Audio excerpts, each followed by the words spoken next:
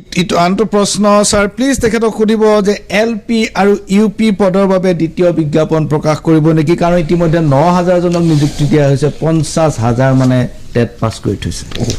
pass কিমানে কৰি থৈছে হেতু আমাৰ লুকআউট নহয় বা ৫০,০০০ মানুহক একমোডেট কৰাৰ কাৰণে এইবিলাক নিযুক্তিও নহয় নিযুক্তিটো হল যে আমাৰ শিক্ষানুষ্ঠানত খালি পদ আছে ছাত্ৰ ছাত্ৰীক শিক্ষাদান কৰিবলৈ আমাক যিখিনি শিক্ষকৰ আৱশ্যক হয় সেই আৱশ্যক হোৱা শিক্ষকখিনিৰ নিযুক্তিৰ কাৰণে আমি নিযুক্তি প্ৰক্ৰিয়া এটা কৰোঁ আৰু তাতে চৰ্তটো হল তাত আবেদন কৰিবলৈ হলে টেটটো পাস কৰা হ'ব লাগিব ইমানে কোনোবাই যদি ভাবিছে মোৰ টেট 2019ত মই পাস কৰি থৈছো মোৰ নম্বৰটো ইমান ভাল নহয়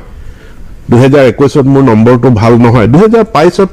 টেট হলে তেওঁৰ কাৰণে আৰু এটা সুযোগ হ'ব আকৌ এবাৰ পৰীক্ষা দিব নাম্বাৰটো ইমপ্ৰুভ কৰিব মানে কথা এইবাৰ আহিছে এটা বেলেগ প্ৰসংগলৈ আপোনাৰো এই টেটৰ উত্তৰ দি ভাগৰ লাগিছে আৰু আমনি পাইছে পিছত আকৌ টেটৰ প্ৰসংগলৈ আহিম এইবাৰ আহিছোঁ মই মিউচুৱেল ট্ৰেন্সফাৰ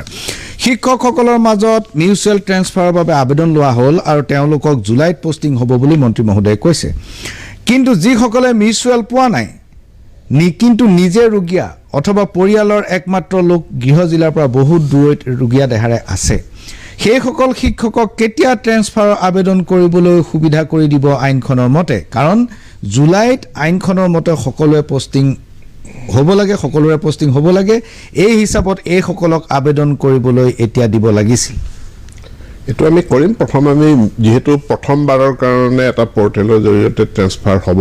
প্ৰথম আমি কিক অফ কৰি ল'ব বিচাৰিছো মিউচুৱেলটো আৰু তাৰ লগে লগে আমি বাকি বিলাকৰ আবেদন এককটো তাৰ পিছত এককটো আহিব প্ৰথম মিউচুৱেল হ'ব প্ৰথম মিউচুৱেলটো তাৰ পিছত ব্যক্তিগতভাৱে এককভাৱে যেটো কৰিব হেতু আহিব আচ্ছা